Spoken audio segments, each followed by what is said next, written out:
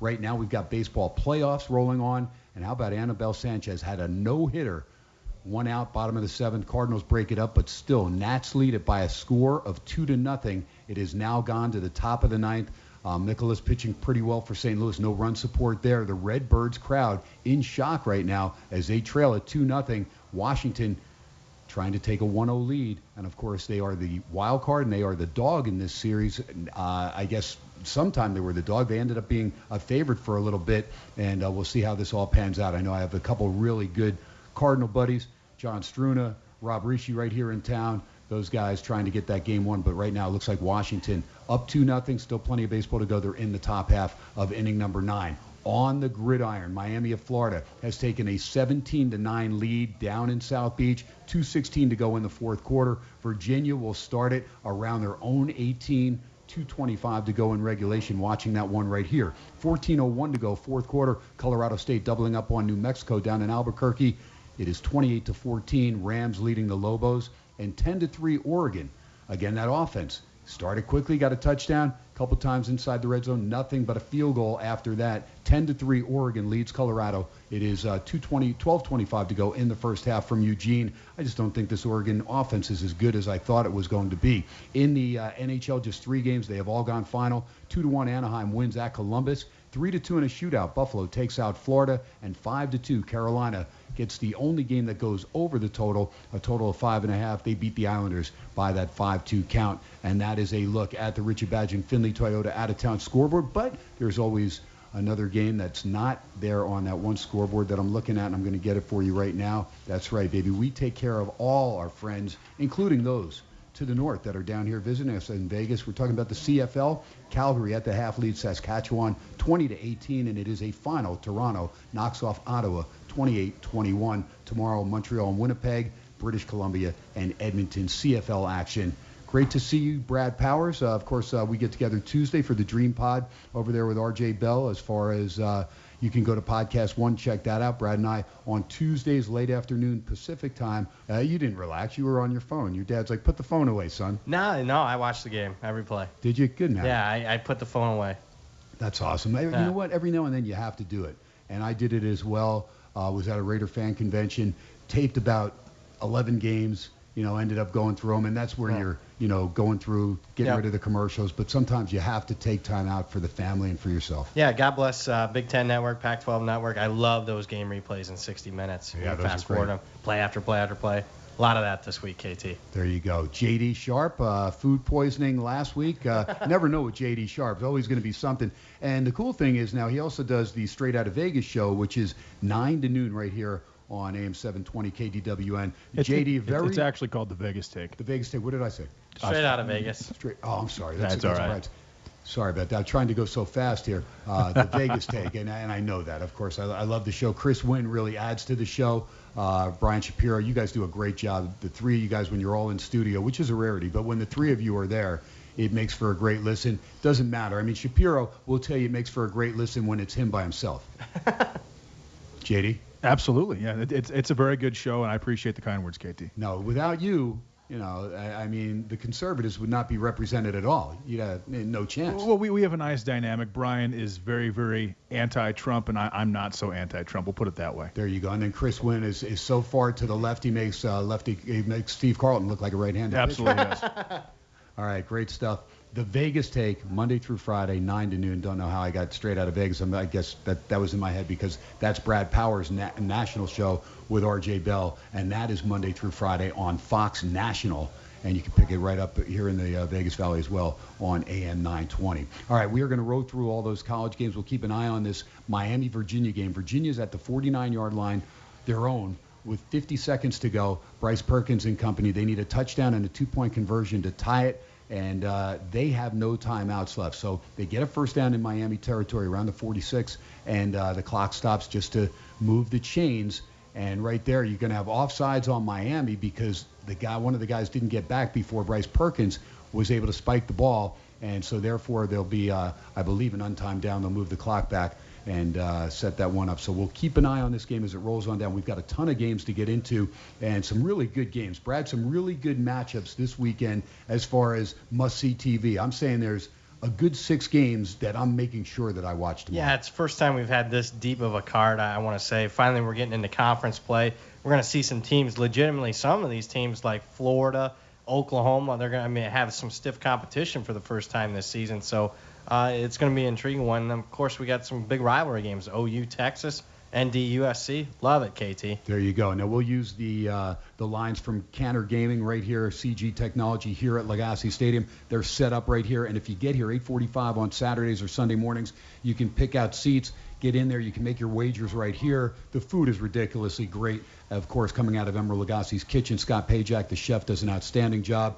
Folks, it is creme de la creme. It is LaGasse Stadium. For reservations, you know the 702 Vegas area code, 607-2665, 607-2665, 11 a.m. to 10 p.m., Monday through Friday, Saturdays and Sundays. Now football time, about 8:45 a.m. They'll open up. Ladies' night is Wednesday nights. And it is a sports fan's paradise. The food is outstanding. Lots going on here at the Venetian as well. If you're coming in town, you may be able to get reservations. I know it's a very busy weekend. 866-263-2999, 866-263-2999. No need to upgrade. All rooms are suites. They've got 1, 2, 3, and 4 bedroom suites. Give a call. And if you make it into LaGasse over the weekend, all you have to do is tell them, SportsX Radio, Ken Thomson, KDWN, your first glass of One Hope Chardonnay or Cabernet, or your first Bud Light draft on the house. Let's get into it. Let's start rolling. We're going to go at a very fast pace. You miss any of the show, go back to sportsxradio.com. At about midnight Pacific, I'll have the archives up there, and you can go back, see how we did as far as our opinions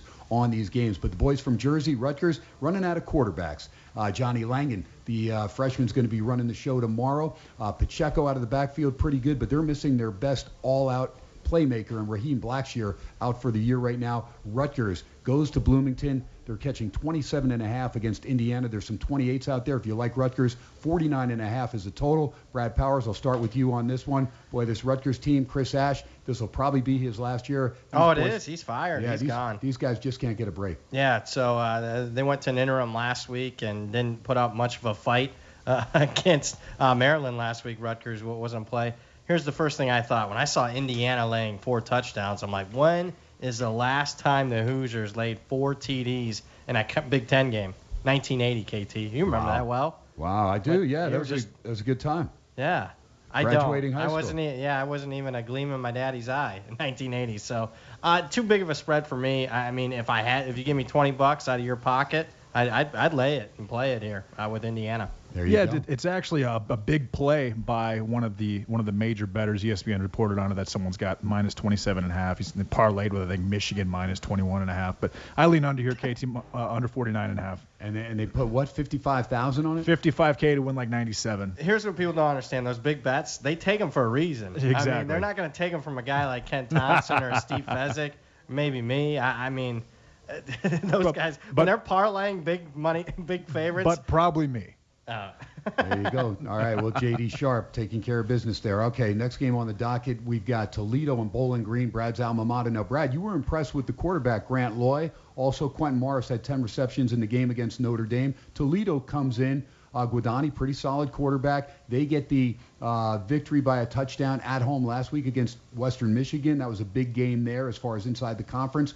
Bryce Mitchell, pretty good receiver for the Rockets. They always play very well at the Glass Bowl. They've won 9 straight in this series, but you're saying probably too many points to give your alma mater. 26.5, total of 65. Yeah, let's talk about how many points. It's the largest home underdog role in history for Bowling Green.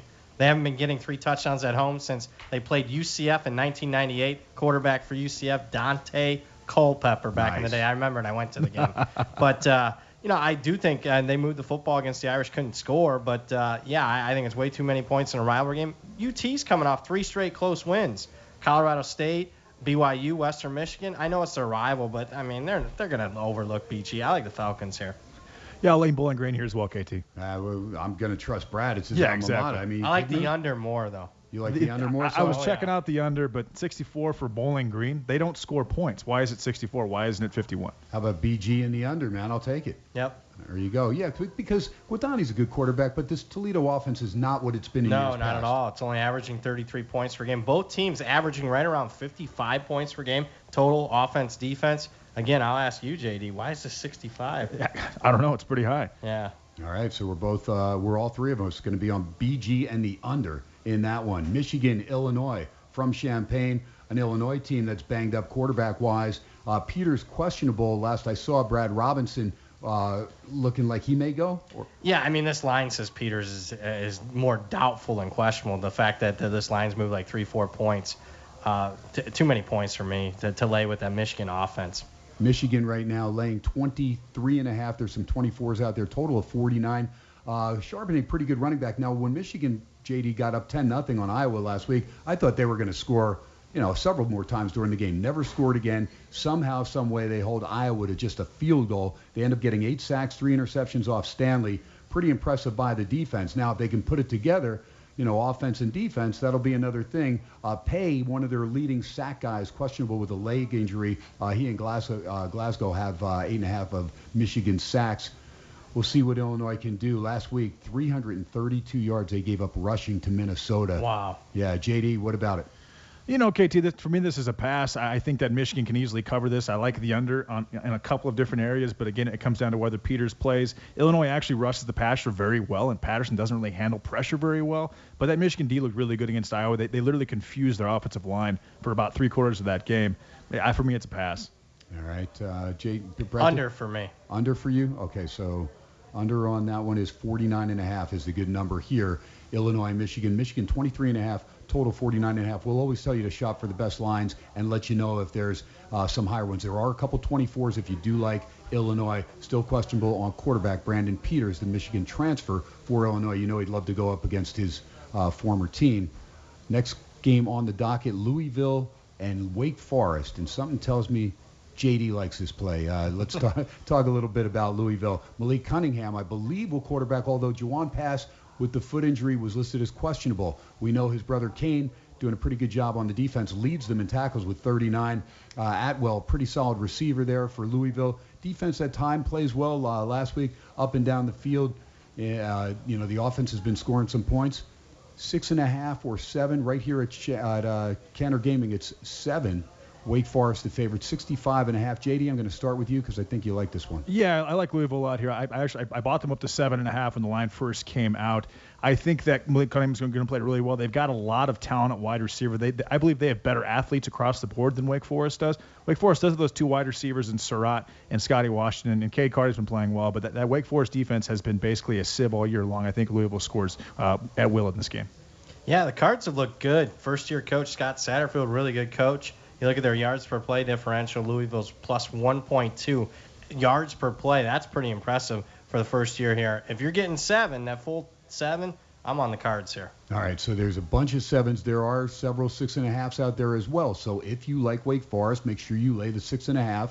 If you like Louisville, make sure you get the full touchdown. Jamie Newman's done a nice job running the show there for Wake Forest. Over 1,500 yards passing, 14 touchdowns, just 3 picks. He's rushed for 3 more. And JD talked about Surratt and Washington. And Sage Surratt, to me, is just dynamite. I mean, this kid can catch the football. His brother, of course, plays for North Carolina, transitioning from quarterback to linebacker, doing his job. Keep an eye on Basham, 4.5 sacks for that Wake Forest defense. They are a +7 in that department. They've gotten 13. They've given up just 6 on the season. Next game on the docket, Navy. Yes, I'm a Navy guy, so I'll always pull for Malcolm Perry. And the Middies, Kenny Niumatalolo, one of my favorite coaches. They are at Tulsa. Should be a good game. Tulsa's still wondering how the hell they let that game get away against SMU. And that could really, deflate a team because they had that game won. I was on the wrong side of that game. And then I'm hoping I get at least an opportunity down the stretch when they started, getting closer, but not enough time to cover the double digits. So they remain unbeaten, SMU does. But the loss for Tulsa, just a brutal loss. Now, Zach Smith, pretty decent quarterback. Brooks back in the backfield. Crawford, pretty good receiver. He and Stokes. Tulsa defense, though, that's only gotten 5 sacks. They've given up 17. We'll see if they can get any pressure on Navy. Navy doesn't pass the ball much. Perry will mix it up, get it to Nelson Smith and C.J. Williams. Brad, what about it? You lay the point with the Middies, you take it with Tulsa, or is this one you just stay away from because we don't know the frame of mind of Tulsa? I think you hit the nail on the head. I'm staying away. I mean, it's both teams off emotional games. Tulsa blowing a 3-touchdown fourth-quarter lead. Navy off a big rivalry win where everyone stormed the field after the game. Yeah, it's a pass for me. The number looks about right. Yeah, I like Navy. I think they should be probably favored by a couple of points here. Tulsa has a really hard time stopping the run. Navy runs very, very well. Tulsa's they give up a lot of sacks as well. I'm not really impressed with the Zach Smith offense. I like Navy here. There you go. We'll see how it pans out. Navy right now a 1-point favorite at Tulsa. Total 53.5.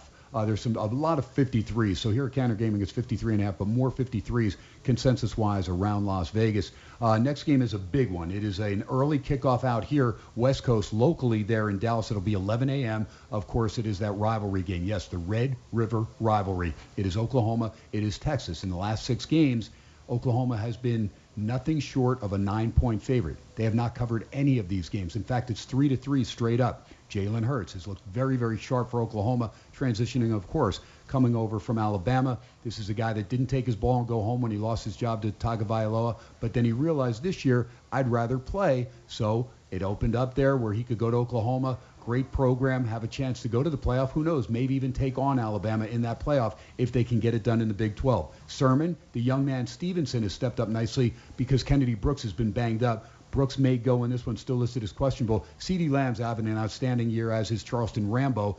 Keep an eye on Hazelwood as well. Murray pretty good, leading that linebacking core for OU. They are +9 in the sack department. But here's the thing with Oklahoma. They opened with Houston, and Houston actually gave them a pretty good game in Norman, covered the line. South Dakota at UCLA, Texas Tech, who had lost Bowman, their quarterback, it was the first game for Jet Duffy, and then at Kansas. So I'm not sold on Oklahoma's schedule. I'm not saying that Oklahoma couldn't move it up and down even on Texas, but we'll wait and see. Why will I not take a shot on a team with double digits when they have Sam Ehlinger, who's dynamite? They also get Colin Johnson back. That's a big get back because that's a veteran receiver who had a nice year last year. You have Duvernay, you have Eagles, you have Smith. We'll wait and see. It's a team that at least has pedigree as far as schedule because they did play LSU. Now, they lost the game by 7, but they were in that game. It was a fun one to watch. The Bayou Bengals got it done. Brad, I'm going to start with you. It is Texas right now, catching 10.5. There are a couple 10s, but 10.5 right here at Counter Gaming. 76 is the total. Oklahoma favored over Texas. Yeah, you touched on it, KT. I mean, series history says take Texas. I think schedule-wise says take Texas because, I mean, do we really know how good Oklahoma is? I mean, that's a major question mark. Tom Herman, great as a dog, adds up to me. I like the Horns, and I bet the Horns this week. Yeah, I really like Texas here, KT. I think that they have a lot of size at wide receiver. Oklahoma's D-backs are about 5'10 and 5'11. You got Brandon Eagles, 6'4", Colin Johnson, 6'6". Duvernay's an absolute burner. Ellinger's a gamer. He's not going to lose by 14 in a game like this. They get back B.J. Foster at corner. They've got a lot of 5-star guys just kind of hanging out in the defensive backfield. I've never been impressed with Jalen Hurts as a passer. I think that teasing Texas and the over here would be an extremely intelligent play. There you go. We'll look at Texas in the Red River rivalry. Stearns, Green, Thomson still out in that Texas secondary, but they've had a couple games now to kind of adjust, and getting Foster back, like JD said, is big for Coach Herman. Next game on the docket, Memphis, a very good 5-0 Memphis team. Brady White leading the offense. How about Kenneth Gainwell out of the backfield? 626 touchdowns already. They may get Patrick Taylor back. We've been waiting. Game 1 had over 120 yards and a touchdown. Has not played since then, but they said he's close. Now, DeMonte Coxey is a pretty good receiver. He gets all the accolades, but Antonio Gibson quietly has 4 touchdowns on just 7 receptions. How about 236 yards on 7 receptions, 4 touchdowns for Gibson? Keep an eye on this guy. Meanwhile, Temple, they've got Russo, Centeo. They've got a couple quarterbacks there that can move the ball, but Russo has done the bulk of the work there for Temple. They do have the one loss. They're +6 in the sack department. Pretty good running game with Davis and Gardner, 800 yards and 7 touchdowns on the ground for the Owls. Memphis going on the road, going to take on Temple, favored here at Counter Gaming by 5. Now it's down to 4. In fact, it's 4.5. Yeah, so 49.5 total. Lower scoring game. Who do you think that favors, KT? That'll favor Temple. Yeah, I think the total is telling you how the game's going to play out. And if it's a lower scoring game, give me the home underdog that has the better defense. Memphis's defense is much improved this year, but Temple's still legit. I like the Owls here. I bet the Owls. One of my favorite plays of the week. Yeah, I lean under here, KT. Leaning under the 49. In fact, let me just make sure, because I think that was just making sure there's no 50s. In fact, there is. 50.5 is the high that I'm seeing around town. So if you can get that, if you're going to play the under, take that. And you're seeing the opening lines. I'm looking here. That's why I'm giving you the current line at CGT.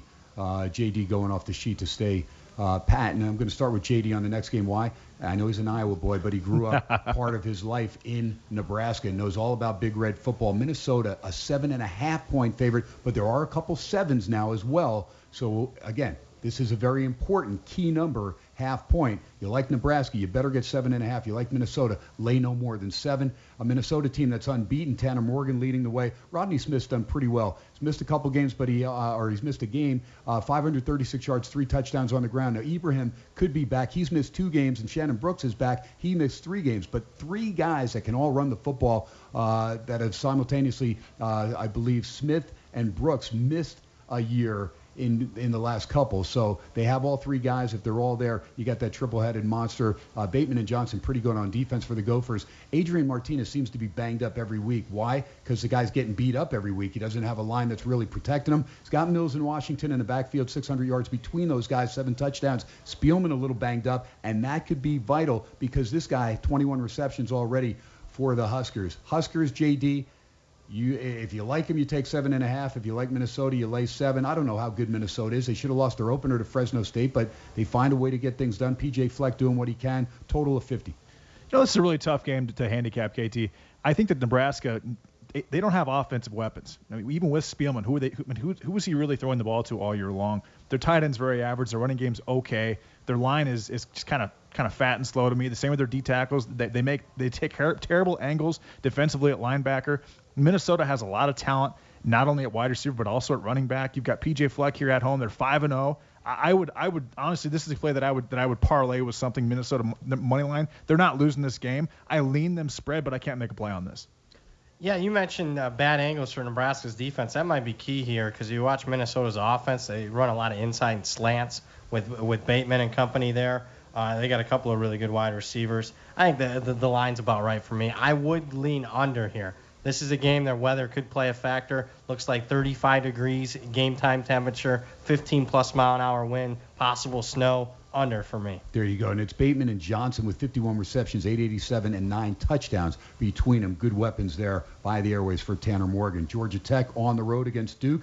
Duke losing last week, coming all the way back against Pittsburgh to take a 30-26 lead, only to see the Panthers go down on their final drive to score the game-winning touchdown, 33-30. Duke loses it. Duke got out of the gate, couldn't score, couldn't move the football. Quentin Harris, over 1,000 yards, 11 touchdowns, 4 picks. Deion Jackson out of the backfield, not bad.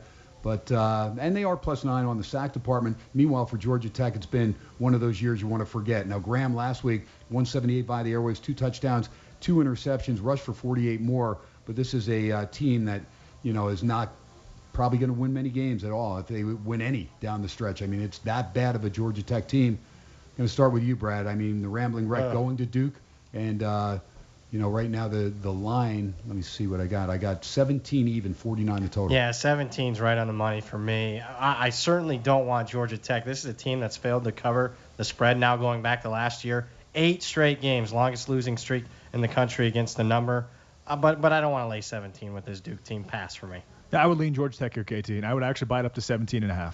All right, there you go. Well, I'll tell you, this guy buying half points. Every now and then. Parlaying, teasing. Yep, sometimes. There you go. All right, it's JD walking to the beat Sharp. of his own. Are you sure it's Sharp? JD walking to the beat of his own drum. Hey, yeah. It is what it is. I mean, and there's other people out there that are saying, hey, I do that. Yeah. They're not on the show, though. Nor will they be. Georgia State, Coastal Carolina. Coastal Carolina -4.5. Total 63.5. Coastal Carolina team that Freddie Payton doing what he can to lead the way. Marable, pretty good running back. Teron Johnson, defensive line, 3.5 sacks there for the Chanticleers. Taking on Georgia State, we remember them from knocking off Tennessee in the opener in Knoxville. Dan Ellington actually has pretty good stats. 12-28 by the airways, 12 touchdowns, just 2 picks. He's rushed for 2 more and over 300 yards. So not too bad there. Trey Barnett, 468 on the ground and 3 touchdowns for the Panthers. It is a Georgia State team that's catching 4.5, 63.5 up to 64.5 around town. Here at Cantor Gaming, it is 63.5. Brad?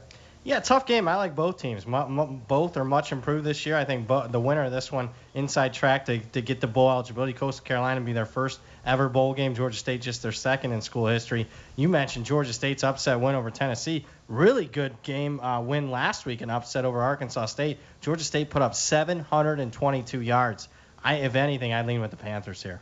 Yeah, total pass, KT. Yeah, where was that offense when I needed it for a 4-team money line parlay? I needed them to take it out on Western Michigan. The last of the 4 teams couldn't get it done, got blown out. Maryland at Purdue. Loxley looking all fat and happy after blowing out Howard, taking out Syracuse behind the woodshed. After that, nothing really good there for the Terps. But they go to West Lafayette, and they're fortunate because there's no Elijah Sindeclair, and in this game, no Rondale Moore as well. Looks like he's going to miss his second straight game there for Jeff Brom and the Boilermakers. Maryland, a 3.5-point favorite. Total 53.5. A Purdue team that's going to ride the freshman Jack Plummer at quarterback. Also for Maryland, Tyrell Pegram, he will quarterback because their quarterback out as well. McFarland and Leak, pretty good 1-2 combo out of the backfield.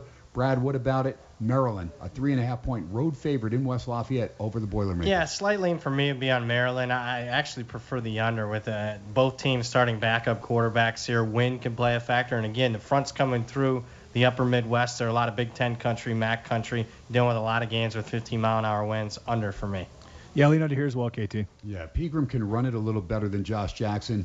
Not the most accurate passer, though. Yeah. And Purdue they average 1.6 yards per carry. Boy, that is woeful. That's horrendous. This was supposed to be a fun year, bringing in, young freshman phenom along with Rondale Moore. Sindelar, though, going down, just brutal. Jeff Brom. That's a lost season. Yeah, he's just... and they've had key injuries on the defense side of the ball. They were playing a couple last games without their top 2 defensive players. Right, their best tackler out for the year, and that happened about 3 games ago. Yep. So, yeah, they're just up against it. Meanwhile, Iowa State found a way to blow out TCU last week. Purdy and the guys taking care of business 49-24. Now they go to Morgantown to take on a West Virginia team that was right in that game with Texas. Played them pretty tough there in Morgantown. End up losing by 11 the opening line, although that closed around 10 most places. West Virginia's going to catch double digits again. They're going to get 10 points, 54 the total. Iowa State the favorite on the road. Mentioned Brock Purdy. Very solid. Meanwhile, West Virginia going with Austin Kendall. Kendall's got a pretty good receiver, and Sam James doesn't have that same receiving core that they had last year, man. Sills the 4th or whatever, or the 5th. I mean, that guy was just fun to watch. They had 2 other really good receivers, Jennings and Brad will remember the other one. But they have the Stills brothers on defense, both guys with 4 sacks each, Dante and Darius. West Virginia going to try and get after it. Can they take care of business against Iowa State, Brad? Trying to think of Gary something, wasn't it? Dang.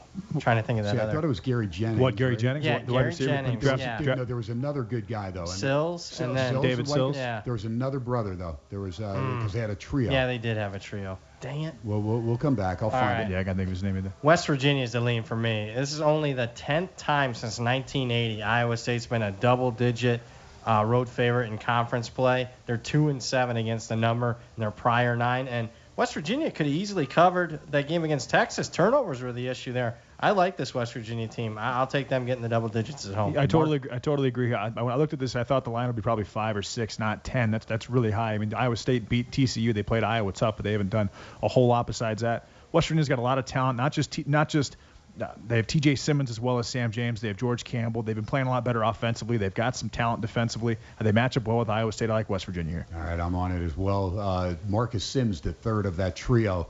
Had 46 receptions, 700 yards, and only 2 touchdowns. Sills and Jennings between them, those 2 guys had 1,903 yards receiving, 119 receptions, and 18 touchdowns for the Mountaineers last year combined. SportsX Radio, going to take our first break. Going to come back. When we pick things up, we're going to pick it up with, let me see what game we're going to be on. A big one, Boise State, Hawaii. Big one in the Mountain West, no doubt. Yeah, exactly. The Rainbow Warriors are going to go up to Boise State, and we will start it with that game 139-140. We're rolling through the college football, SportsX Radio on a Friday football fiasco live, where LaGasse Stadium, baby, inside the beautiful Venetian Palazzo.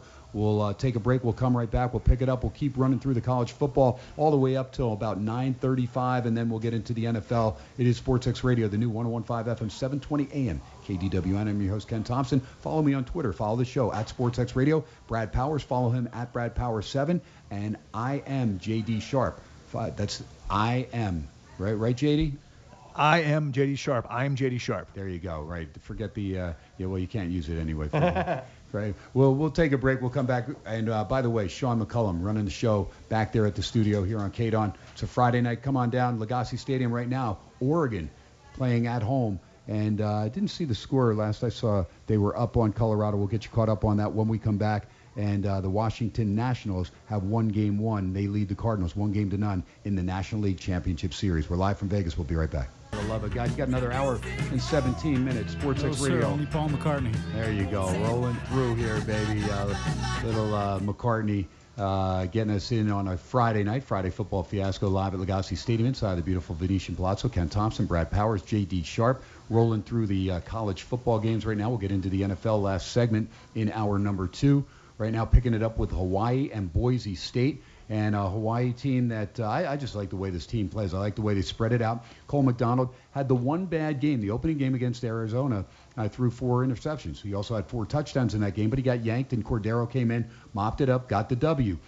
This guy has 5 interceptions since then, but he has 17 touchdown passes, over 1,600 yards, a couple decent backs in Reed and Holly, but a quartet of receivers. In fact, there's 5 of them, but these guys all have great speed. Cedric Byrd, JoJo Ward, Jared Smart, and Jason Matthews Sharsh.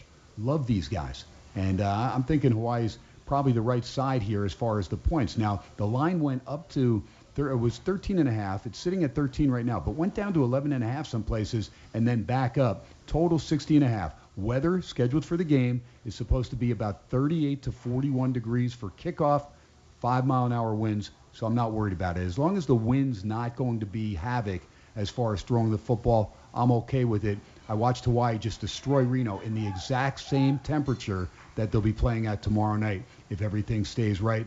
Boise State, Bachmeier saw him last week, not impressed against UNLV. Look, he threw for 299, 19 of 30. In fact, UNLV's defense did a good job there. Hightower had a nice game, and he's a good athlete. Shakir's pretty good receiver. Halani not bad in the backfield. But, Brad, this is not the same Boise State offense with the skill positions talent that we've seen in years past. Granted, it's a very young team. Bachmeier, the freshman quarterback, they're still good enough when the defense is able to clamp down on that offense. But they lost Noah, their leading tackler, a couple weeks ago, and that'll hurt as well. It does. I'm on Hawaii here. I mean, Boise on the blue turf, last 25 times they've been a favorite on the blue turf. Just 7 covers out of 25 games. I like Hawaii coming off a bye here. KT, I lean under here. I like under 6. These are 2 teams that actually have pretty decent defenses. Hawaii has a pretty decent defense too. Bachmeier to me doesn't impress me at all. Boise State has a tough time scoring on the ground. I think Hawaii actually probably wins this game, but I also like the under. All right, the Hawaii team, the veteran offensive line has been key, and they go 7 deep there. Bobby Curran, the voice of the Rainbow Warriors, came on the show last night and said that has been a strength of this club. And I love Nick Rolovich. The guy rolls the dice. He's a quarterback that played there at Hawaii, so his heart and soul in there. And what they did to Reno was impressive, but Boise State's a different animal. I don't care where it's at. Boise always going to give a good, solid effort, and they find ways to win games. Next game on the docket, Ball State, Eastern Michigan. Ball State cost Brad a little coin last week. They trailed 17-3 against Northern Illinois, came back and ended up winning the game with Brad Pitt's brother, Drew, running the show over there, doing a nice job. Eastern Michigan, Mike Glass has been a one-man band. He's got a decent receiving core with Jackson, Wilson, Sexton, and Drummond, but, boy, they got pummeled last week as well. In this game, Ball State at Eastern Mich, and Eastern Mich favored by 1.5, total 58. You can find some 2s around town, but mostly 1.5, Brad. Yeah, tough line. I mean, you could have gotten Eastern Michigan earlier in the week. They were a slight dog at some points during the week. Too close to call for me. If anything, though, I was really impressed with what I saw from Ball State last week. First time they'd won against Northern Illinois in more than a decade. And KT, I lean Eastern Michigan here. Okay, Jacob White for Ball State, 53 tackles, senior linebacker leading the way. However, they don't get much pressure on the opposing quarterback. Only 4 sacks on the year. They've given up 13. Old Dominion and Marshall next game. Stone Smart. Looked like he was going to get off to a good start. I mean, they won their opener, but after that, they've dropped 4 straight. This team has given up 19 sacks on the year, and Smart sometimes holds on to the ball too much, but what can he do if nobody's open? They'll take on a Marshall team that's less than consistent. Isaiah Green, quarterback, 996 yards, 7 touchdowns, 5 interceptions, knocks out of the backfield, not too bad. They did lose to Boise, only 14-7 on the Smurf turf. They did win against Ohio, lost to Cincinnati. And last week they outgained Middle Tennessee State, but they lost that game. Brad, in this game, Marshall favored by 15.5, total 47.5. Yeah, I'm going to lay it because of that misleading final last week for Marshall. I mean, they dominated the box score against Middle Tennessee. Because of that, I think they're the right side here. Lean under here, KT. Okay, Brad leaning under 47.5 is the high around town. New Mexico State and Central Michigan, Josh Adkins and company. How about this? Minus 14 in the turnover department for the Aggies. Minus 13 in the sack department. Not good stats there. Josh Adkins does have 6 touchdown passes, but 11 interceptions. Jason Huntley, not bad out of the backfield. Quentin Dormady is back for Central Michigan. That's a good thing because quarterback David Moore is suspended. He is out for this game. Warden Lewis out of the backfield, 730 and 9 touchdowns. This is a pretty good stats for Central Mich. Plus 8 in the sack department. So where you're minus 13 New Mexico State, you're plus 8 for Central Mich. They, however, minus 6 in the turnover department as well. Not so good.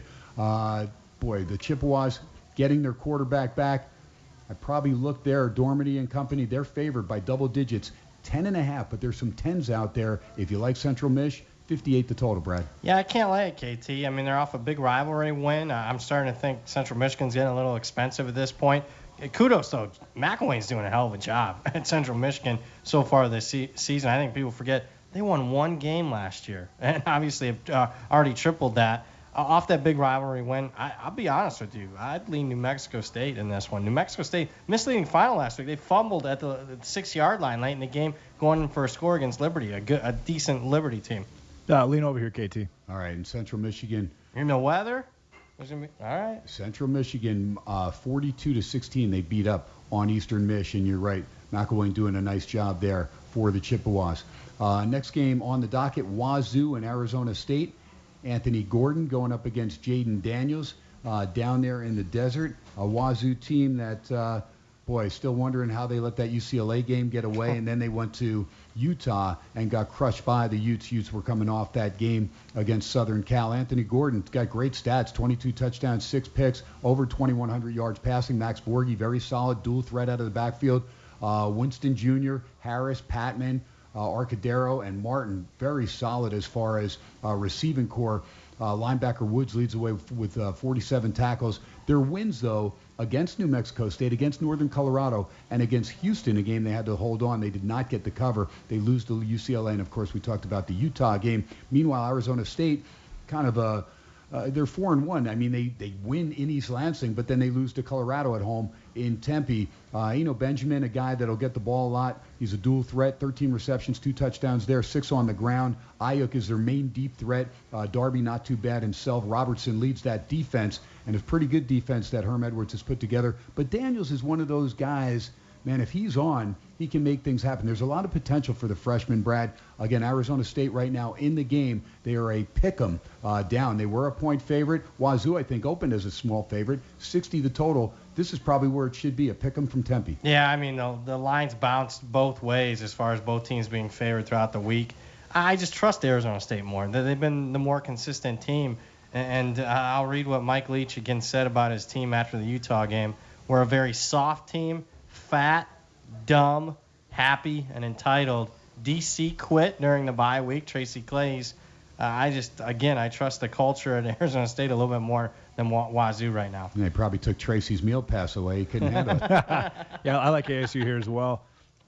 Benjamin's going to get the ball a ton, and Washington State doesn't handle the run very well. I think they have better athletes. They actually have 4 decent cornerbacks, so they can handle their passing attack. And Washington State's defensive backs aren't very good. Jaden Daniels should have a big game. So should Benjamin here. I think it's going to be a good game. I'm going to go the other way. I'm going to go with Wazoo. I think that Gordon's going to have a game. I think there's too many weapons there. Arizona State, I don't think, has enough talent to cover all those Wazoo receivers. We'll see. It's contrast in styles if it's a lower scoring game. This is one that, Brad, I would think could be correlated when you look at the total is 60. I think if you like Wazoo, you play the over. If you like Arizona State, you play the under. Yep, I agree with that. All right. Utah, speaking of those Utes, they're up in Corvallis. Pretty good effort by the Beavs last week, taking out UCLA on the road. They jumped up 21-0 out of the gate, and I like that. I like this Oregon State team. I mean, there's some good players there. There's Pierce in the backfield has helped out, has done a nice job. Jake Luton's looked good. He threw 5 touchdown passes last week. How about Jake Luton? 1297, 14 touchdowns, no interceptions. That's amazing right there. 14-0, yeah. And his main guy, of course, is Isaiah Hodgins. 43 receptions, has 9 touchdowns already. Hamilcar Rashad has 6 sacks already for Oregon State. You don't see a dominant defensive player on the Beavs too often. Utah, of course, Tyler Huntley, he's the real deal. They do get Zach Moss back as well. Bradley and I on the defensive line, very good. Wide receiver Brian Thomson is the main deep threat there for the Utes, a team that's +7 turnovers, +5 sacks. Going to start with you, JD. Utah is going to be laying in this game 14.5 up to 15. Is that too many to give the Beavs? Yeah, I like Utah in this game, KT. I think that they are just a much better team across the board. They don't give up a lot on the ground. They have corners to match up with Hodgins and Luton. They're going to complete a lot of their passes against Oregon State's defense. Yeah, they get some sacks, but they give up a lot of yardage. They give up a high completion percentage. I like Utah to cover the spread. I'm on the other side. I like Oregon State here. I'm going to fade the line move. I really like this Beavers team. When you start looking at their losses, lost by 3 on the road against Hawaii, that doesn't look so bad. Should have covered against Oklahoma State in that game. If Jonathan Smith, the head coach, decides to kick extra points instead of go for 2, that's a cover. Stanford, after that, what Stanford did against Washington last week, that last-second loss to Stanford looks okay. I think it's a really solid team. I'll bet you. Dinner bet? Dinner bet? Dinner bet. Where are we at right now, dinner bet-wise? I think I'm way up. Are you? Is it 2-1? I don't know. I have no idea either, but that's fine. We'll call it neutral. Let me just tell you. Yeah. It looks like both of you guys are eating well, so evidently KT must be footing the bill. Yeah, exactly. Always. There you go. It should be a good game. I'm going to, I want to take a shot on Oregon State, too. It's tempting. I respect the brawn there of Utah. Hopefully Luton has some time to pass the ball and get it out to Hodges a few times. I think that's a good one. I'll stay away and I'll watch the battle for the dinner. I'll just be, I'll be the guy that collects the scraps that fall off the table. That's reasonable. I like stuff. that. All right, Washington and Arizona. Khalil Tate, when he plays, they're exciting. Now, J.J. Taylor's questionable now with a banged-up leg, but Gary Brightwell stepped in and done a nice job there in the backfield because Taylor had already missed a game. Meanwhile, Washington comes in. Solid trio in the backfield because Ahmed missed a couple games, but Newton and McGrew have stepped in. Jacob Eason, 11 touchdowns, 3 interceptions coming over from Georgia, of course. Fuller doing a nice job receiving those footballs, 36 receptions there for Washington. For Arizona, Khalil Tate, boy, this guy can pick him up, put him down. He's exciting to watch. We saw what he did 2 years ago. Very exciting. Washington, 6.5-point favorite, 60 the total, Brad, from Tucson. I'm on the under here. I think Arizona's defense is much improved this year. At this point now, I don't trust Jacob Eason.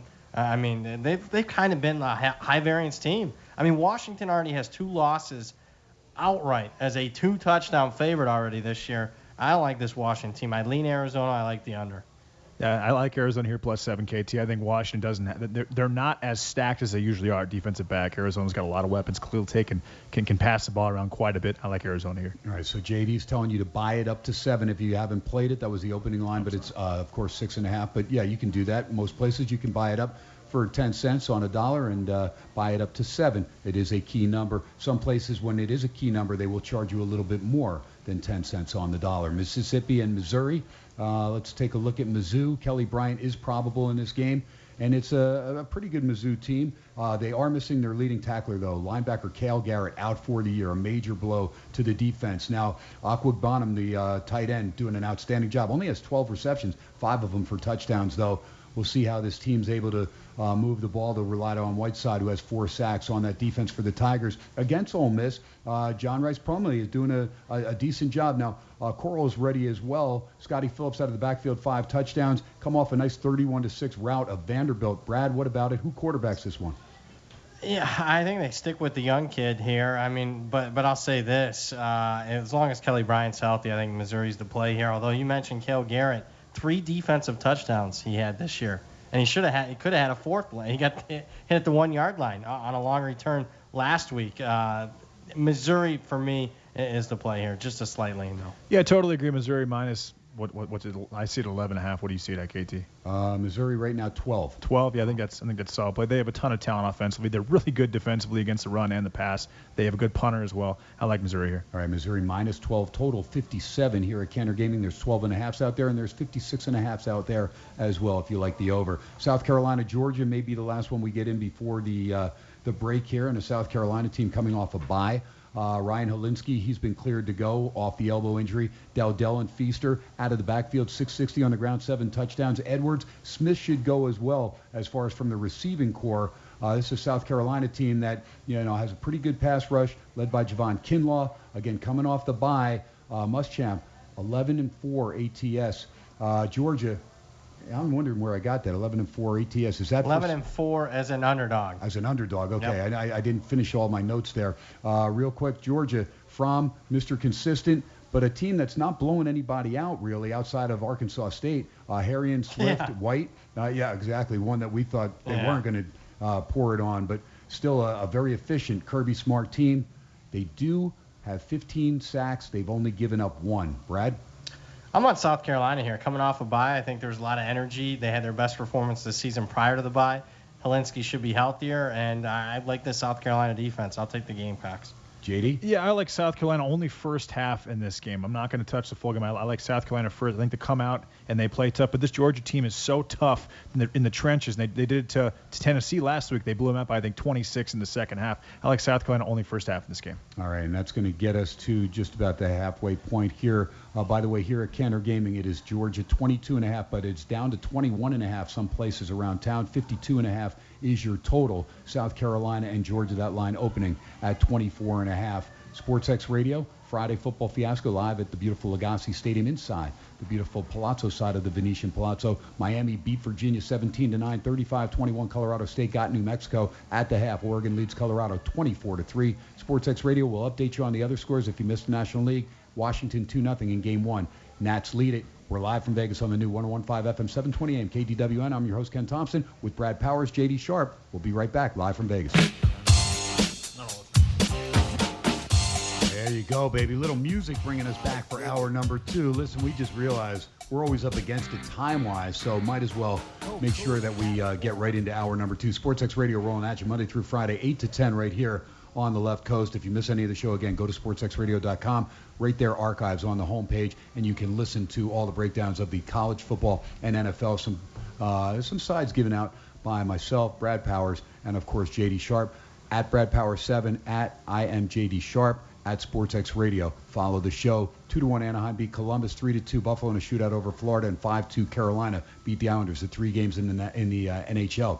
2-0 Washington Nationals behind Anibal Sanchez, who had a no-hitter for 7 2/3. Shutout St. Louis at Busch. Big win, 1-0. Nationals lead that series, best of 7. Game 2 tomorrow. Meanwhile, in the college football, 24-3 at the half. Oregon at Outson Stadium taking care of business against Colorado, and it is Miami 17-9 a final. They win over Virginia. Virginia outgained them, but Miami wins on the scoreboard. 35-21 Colorado State getting the best of New Mexico. That game in final as well from Albuquerque, and the Rams went off a 5-point favorite. Total 65.5. Game stays under the total. We are picking it up right now, college football, and we're picking it up with the first game on the docket, which will be Mississippi State and Tennessee. And let me get back to that game so I can find the line. There it is. It is Tennessee right there catching 6.5 here at Cantor Gaming. Now there's 6s around town, but mostly 6.5s. Mississippi State the favorite, 52 the total. Brian Maurer will get the start for the Vols. Jennings and Callaway, the guys he's going to try and get the ball to via the airwaves. Chandler out of the backfield. For Mississippi State, Schrader's done a nice job in replace of Tommy Stevens, who I saw is questionable. But I would think that Coach Moorhead probably stays with Schrader, the dual threat, Brad? Yeah, you have to. With a young quarterback. Might as well start building for the future. What about it, Brad? 6.5 the number. Do you take a shot at the boys from Knoxville? No, hell no. Are you kidding me? Mississippi State coming in fresh off a bye. I just don't like the body language of Tennessee. I played them. I took a flyer with them last week. How'd that work out for me? Bad beat. No. I know. It's frustrating sometimes. Yeah. It's nice to root for the the orange and white checkered end zone. At the end of the day, there's other games. Yeah, I really want to take Tennessee here, kind of bad. For me, it's a pass as well. Tennessee has just shown me nothing all year. They'll play well offensively, then they'll drive. Their drive will stall. They've got Brian Maher, who's a 43% passer right now. I don't know why they're not starting Garantano, but they're not. They have a lot of talent across the board, and they've been my bugaboo all year. I think I'm 0 for 3 with them, so it's a pass for me.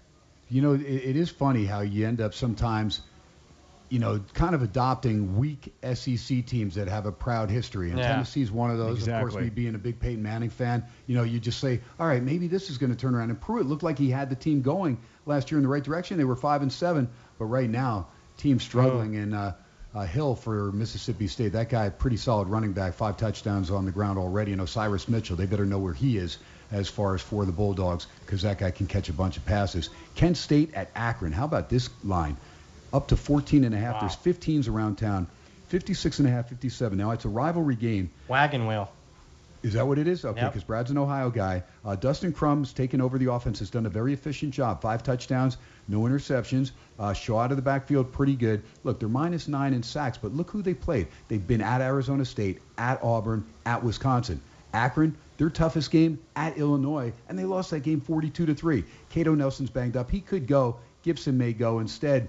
Either way, I think Kent State's going to win this game by 40. I mean, this is a good Kent State team. I watched them move the ball on Arizona State, and I watched them move it on Auburn as well in the first half. Auburn shut them down in the second half. They go to Wisconsin. I mean, when you're going up against guys like that, and then you're going to go play Akron, this is an Akron team that lost to UMass, for the love of God. Kent State's going to crush them, Brad. All right, strong stuff from KT. It's only the third time in 40 years Kent State has laid doubles on the road in MAC play. Rivalry game, Akron. Yeah. Come on. Oh, man. Dinner. Hey, Yeah, dinner bet. You get 14 and a hook. Dinner bet. There you go. So you took Akron? Yeah. Wow. Kent State's given up 16 touchdowns rushing, but Akron averages 1.77 yards a carry rushing. I got to agree with KT here. I think Kent State blows these guys up, but I also like the over. I think somehow, some way, both teams score a lot of points. All right, we'll see if Akron can get on the scoreboard there. Next game is Northern Illinois, Brad's favorite team in Ohio. My nephew's alma mater. And, of course, Rourke running the show there, Nathan Rourke. He's like a one-man band. I mean, anytime I see the quarterback as the leading rusher as well, I know the team's probably in trouble. This has not been a banner year for Solich, and the guys got blown out by UL Lafayette. Now, they did win at Buffalo 21-20. Northern Illinois, Ross Bowers, the kid coming over from Cal. Man, I'm telling you, they blow a 17-3 lead against Ball State last week. They led that game at the half. But they have played Utah, Nebraska, and Vanderbilt. So it's tougher competition. Boy, I'll tell you what, 6.5's a lot to lay. It's probably a game I stay away from. 51 the total. Brad, I'll defer to you because you know these Ohio teams, and this isn't one of Solich's better teams. Although I like Rourke, he just doesn't have any help. Yeah, both teams have really disappointed me this year. Tough trusting either team at this point. Even at last week's game, Ohio probably should have lost that game. If anything, I would lean with the Bobcats, but again, small lean at best. I'll lean over here, KT. Okay, so Brad, JD leaning on a lot of totals. He's leaning over 51 in the game. Ohio -6.5, total of 51. Arkansas coming off a bye. They're going to be playing Kentucky. Kentucky at home -7. There's some 6.5s out there now. 53.5 the total. Kentucky also off a bye. Sawyer Smith going to try and get the ball out to Bowden Jr. That kid can flat out pick him up, put him down. Only has 1 touchdown, but 30 receptions. Rosensmoke out of the backfield, over 600 yards, 5 touchdowns. I do like the way that Ben Hicks came in the game against A&M at Jerry's house in Arlington and threw that football around. He darn near led the comeback. Those games are always close, and that's why I was on Arkansas in that game. Those games are always within a touchdown. Starkel's still questionable with the arm injury, but I like the way Hicks played. He'll get the ball to Boyd and Whaley out of the backfield, take some pressure off. Arkansas team that's +8 in the sack department. I think Arkansas has got a chance to win this game. I know it's crazy because Mark Stoops has done a nice job. Kentucky's defense is okay, and they played pretty well against Florida there for a long time. Should have won that game. The kid missed a late field goal, the freshman kicker. Kentucky -7. What about it, Brad? Are you on Kentucky or going to give Ben Hicks a shot? Nah, 7 sounds about right to me. Both teams' quarterback issues. Is it Starkel? Is it Ben Hicks? They've been rotating the guys at Arkansas, and then Sawyer Smith. I mean, he was pathetic in that last game against South Carolina. 11 out of 32 for like 90 yards. I can't trust really either quarterback situation here. Pass. All right, next game's got Texas Tech going to Waco. I lean Arkansas here, KT. JD, I'm so sorry. Hey, it's all right. It's totally fine. I was just ready for again, it comes down to the quarterback situation. I think Arkansas is going to score more points. I think they have a much better, more efficient offense. Yeah, that's my bet. I'm just waiting for you to sneak in over KT. No. That's awesome. All right, Texas Tech and Baylor. Jet Duffy settling down now, got into the groove as the starting quarterback. Struggled against Oklahoma, but last week took care of business in a big way. 424 via the airways, 4 touchdowns as well, no interceptions. Pretty good running game with Thomson, Henry, Shine. The transfer from Utah really hasn't gotten the ball much. He thought he was going to be the guy. He's not. Texas Tech team that beat Oklahoma State 45-35, 586 yards. Wow, pretty impressive there. And again, Jet Duffy, 424, passing that ball. A Baylor team, though, still unbeaten. And Charlie Brewer and company, how about Brewer? 11 touchdowns, no interceptions. Lovett, Hasty, Ebner out of the backfield, all pretty solid. Mims, good receiver. Look, I'm done going against Matt Rule. They're a +11 in the sack department. James Lynch leads the way with 6 of those sacks. Johnston, Bernard, pretty good linebackers. In the game, Baylor, minus 11. Now, there's some 10.5s out there, but minus 11, 58. JD, going to start with you. Yeah, I have to lean. My only play here can be Baylor. They have been good across the board. Charlie Brewer's had a very good season. They can score through the run. They can score through the pass. Texas Tech, they won a couple of games, but, I mean, is Oklahoma State really that good? I don't know. I know Kansas State's a pretty decent team. I can only lean Baylor. Yeah, looking at it, it's Baylor or nothing for me. Keep in mind, Texas Tech was +5 in turnovers last week in that upset over Oklahoma State. Oh, it's funny how that works. I thought the offense would be okay, and under Duffy. Nothing when I bet him against Oklahoma. Very next week, after I lose with them, nearly 600 yards of offense. Funny how that works, KT. Yeah, it does. Sometimes, guys got to get his playing time in there. We saw him as one of 3 quarterbacks, I think, when Carter was still there.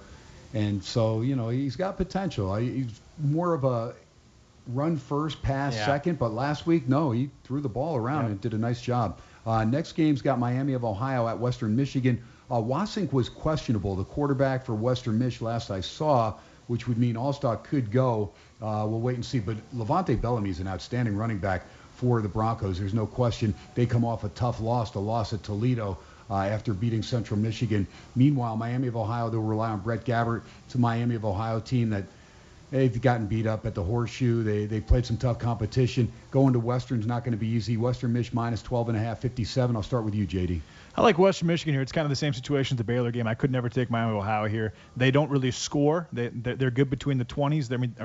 They're fine. They can generate some offense, but they can't finish it off. And they're really terrible against the pass. Western Michigan has an extremely good receiving core. I like Western Michigan.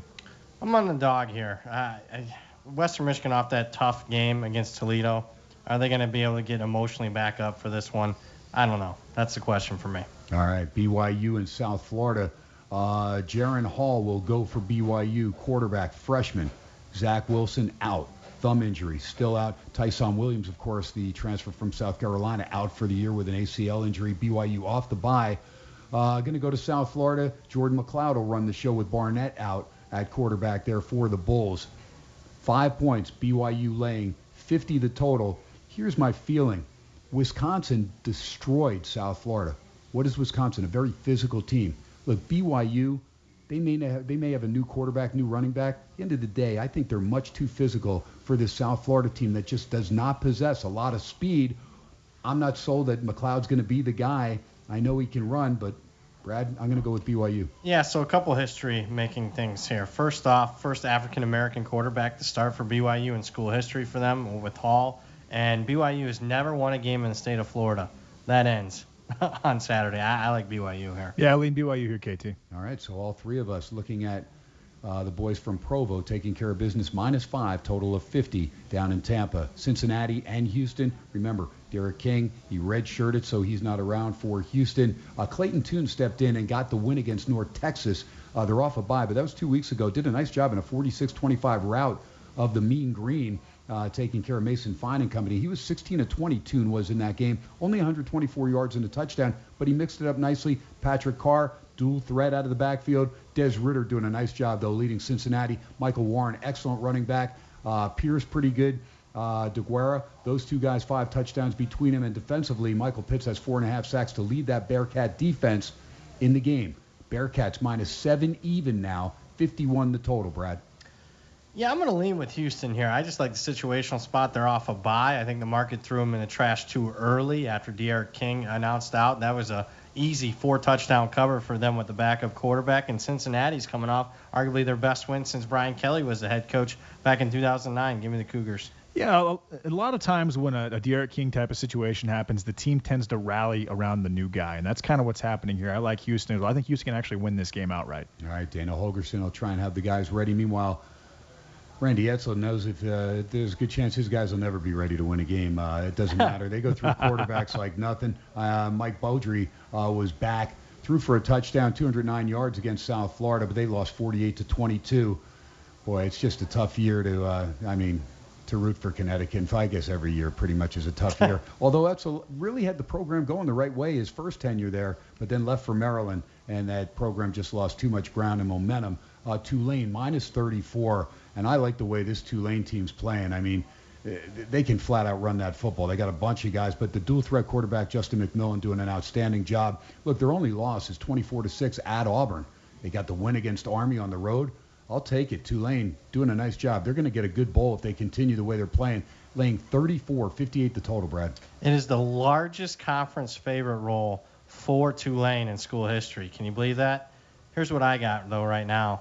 It looks like 22 days, 13 hours until the Connecticut women's basketball team has their first game. There you go. That's what they're counting down. Counting down. You know what hurt Connecticut is when Byron Jones went pro and that crazy athlete safety went to what was it, Melifania, I think his name, when he went pro as well. But no, I like Tulane here. This is a Tulane or nothing. You can't really take UConn. They don't score. They don't play defense. Tulane has a great wide receiver core. They could win this game by 45. And Tulane will just beat you up and run the football down your throat. Bradley, Dauphine, and Amari Jones is a dual threat. Those three guys, 804 yards on the ground and 8 touchdowns. UNLV, Kenyon Oblad is the quarterback now. Armani Rogers got benched. He didn't do a bad job moving the football, and UNLV should have had a cover last week. Charles Williams got stymied pretty good, only 57 yards on the ground. UNLV -6 in turnovers, -11 in sacks, taking on a Vandy team that got throttled 31-6 as well last week. Riley Neal, the transfer from Ball State, just under 1,000 yards, 4 touchdowns, passing the ball. Kashawn Vaughn's been outstanding on the ground. Kalijah Lipscomb, not bad. But Pinckney, the tight end, where the heck has he been? This guy, one of the better tight ends, at least coming into the season, has done virtually nothing. Vanderbilt, -15, 57.5, Brad. Yeah, I'm going to lean with Vanderbilt. I think they're a little cheap. Why? They're one of the last remaining teams that's winless against the spread so far. So I think that's why the market's kind of fading them a little bit. When market's fading somebody, I think they're cheap. Therefore, I'm buying. Makes sense. All right, I like UNLV +15 here. That they're not happy with what happened last week. Now, granted, the onside kick situation, and I got killed on that night. I had +24, and somehow I lost that game. I'm not really sure how it happened, but Vanderbilt can't pass the ball. They run the ball pretty well, but UNLV actually looked really well against Mahone for Boise State last week. I thought Oblad showed me a little bit. They showed me more than Vanderbilt showed me. I like UNLV +15 here. SportsX Radio, if you're tuning in, Friday Football Fiasco. Every Friday we go through the college football, get into the NFL. Ken Thomson, Brad Powers, J.D. Sharp, Wisconsin, the Badgers.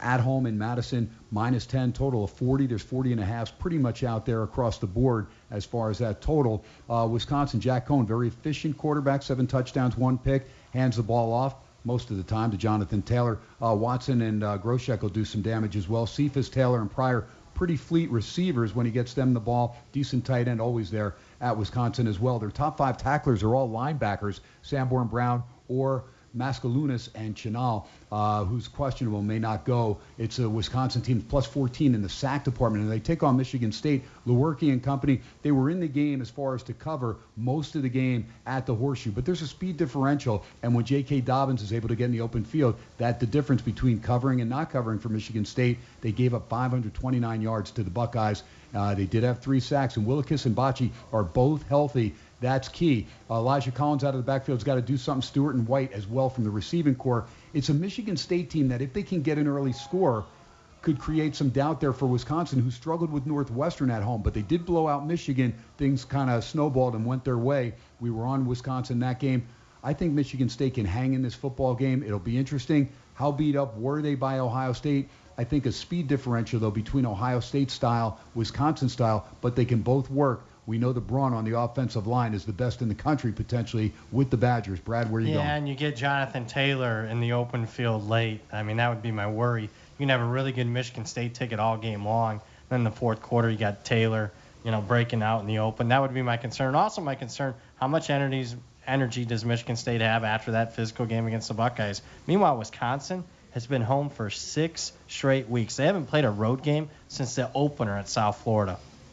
That is so ridiculous. Yeah, this is their 5th straight. I legitimately don't know. And they had a bye week. I have no idea how good Wisconsin actually is. They haven't played any good teams, in my opinion. You don't think Michigan's good? Not really. I mean, 35-14 was impressive. I mean, they just completely destroyed them. I think that at that point they weren't good. They just haven't shown me a lot. But on the same side of things, Michigan State against Ohio State, Darryl Stewart dropped 6 balls. There was a couple of PIs that should have taken place that weren't called. I thought that they played pretty well most of that game, but they just had better athletes. Wisconsin doesn't have those athletes. I agree with that. I really can't make a play on this game, KT. I want to take Michigan State, but again, the stats for Wisconsin they're so impressive. I mean, no one can touch them, and so for me, it's a total pass. If Michigan State, this is my strategy on the game. If they get one of the first 2 scores in the game, I think it's going to be. That makes sense. I think it's going to be a game that goes back and forth. If Wisconsin does what they did against Michigan, gets a 2-score lead, they're that type of team that can open it up. Why? Because they're going to keep running Jonathan Taylor. And then that's when play action really works for Cohen. And then also late in the game, if they're down 7 or if they're down, their kicker has been very inconsistent. They're not going to. Matt Coggins had a pretty questionable year. I think it's just a really tough game to handicap because Wisconsin hasn't played anybody and Michigan State has a lot of holes. I don't know. All right, San Jose State, Florida and LSU, another big one at the Bayou. How about this has reached 13.5, but 14 a bunch of places now around Vegas. It's hit that number of 14. Florida coming off the impressive win against Auburn. Impressive that they got 3 interceptions on Bo Nix. Not impressive because they fumbled 4 times. Gave it up 4 times. I mean, you do that, half that against LSU, you're going to be in trouble. But it's not an LSU defense that's overwhelming. You would think LSU always has a pretty good defense. They've got 13 sacks, only +1 in the turnover department. Clyde Edwards-Helaire, pretty good on the ground. But it's really Justin Jefferson and Jamar Chase, the receiving core, because they're without Terrace Marshall, who's their 3rd leading receiver. That trio, pretty solid to rely on. Thaddeus Moss at times, the tight end. Joe Burrow's just gunning the ball around. 1,864 yards, 22 touchdowns, 3 picks. Everybody talks about him. Anthony Gordon for Wazoo has 400 yards more passing than Joe Burrow, believe it or not. Joe Burrow's unbeaten. Understood. LaMichael Pirine had an 88-yard run last week for Florida near the end of the game. Some lousy tackling by Auburn.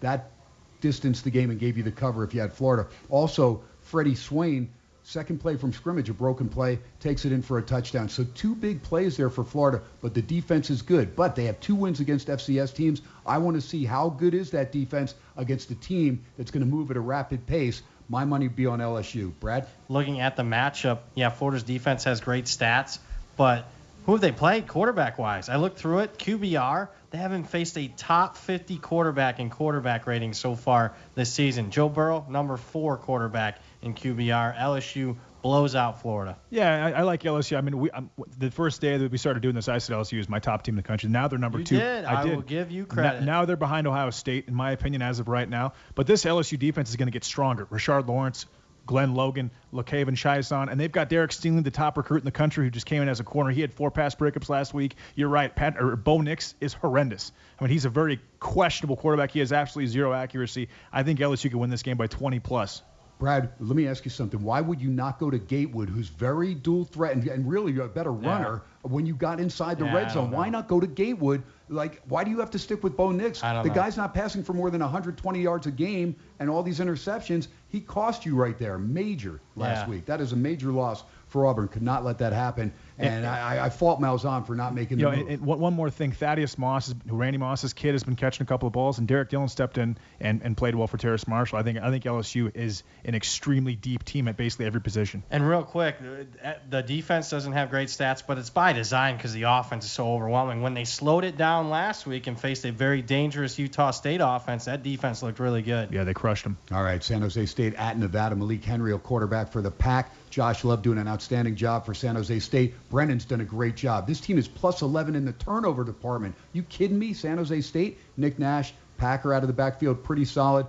I like what I see from the Spartans right now. They're catching 2.5, 59 the total. I'm going to respect Brad's play on Nevada. I'm not sold on Malik Henry. He hasn't shown me much. He's only completed 3 passes, all 3 that he threw for 28 yards. But he's getting the start here. Toa Taua out of the backfield. Better have a big game for Nevada. Brad, go ahead. Tell me why they're going to win. Yeah, I just the market threw Nevada in the trash after that game against Hawaii. 54-3. And rightly so. When nobody wants to bet a team, you're wrong. I think that's where value is on a team. Especially, I like that they're coming off a bye. It's if it was a week after that one, then I think there might be a hangover effect. They should have taken 2 weeks off after the Hawaii game. Yeah, but I think San Jose State's been a very fortunate team. Plus, 5 in turnovers against Arkansas, plus 4 turnovers against New Mexico last week, and then a very fortunate cover against Air Force, getting a couple touchdowns late. I think they're a fake team. Give me Nevada. You know, you mentioned the market. The market for a team like Nevada does really make a difference. They're not a top 25 team. They're not a primetime squad, and they're facing a team who's never had a market in San Jose State. So I think that argument to me doesn't make a lot of sense. I like the over here. There's another thing. I mean, as far as turnovers, you know, sometimes the defense makes good plays to get those turnovers. So if you're plus 11, I would think you're doing some things right. You're talking about a team that usually is probably minus 20 in turnovers. I'm going to go back through when is the last time San Jose State's been plus double digits in turnovers.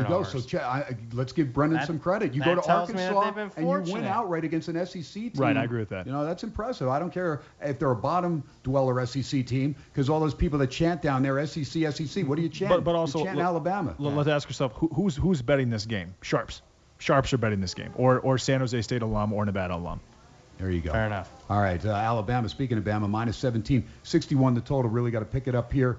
Tua, 23 touchdowns, no interceptions, leading the Heisman race again. Harrison and Robinson Jr., pretty good out of the backfield, but it's the quartet of receivers. Now, Henry Ruggs, the third, is banged up. He'll probably go, but probably not 100%. Smith, Judy, and Waddle, outstanding. A&M, Kellen Mond better play his A game. Got to do better than they did against Auburn. They could be in trouble. They could get blown out. And Brad knows the stats with Nick Saban as far as when he's coaching in this type of point spread.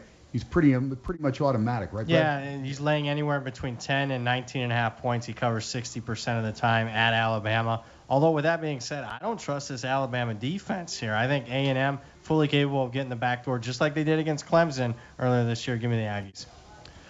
Yeah, I think A&M, they throw the kitchen sink at them in the first half. I like the first half in this game, then Alabama blows them out in the second half. I couldn't take them full game, but I could definitely take A&M first half in this game. Brad's right. Defense not as strong without Dylan Moses, Justin McMillan, two outstanding linebackers that were lost for the season earlier in the year. Next game on the docket's got Middle Tennessee State at Florida Atlantic. Lane's boys minus 11 at home, total 63.5.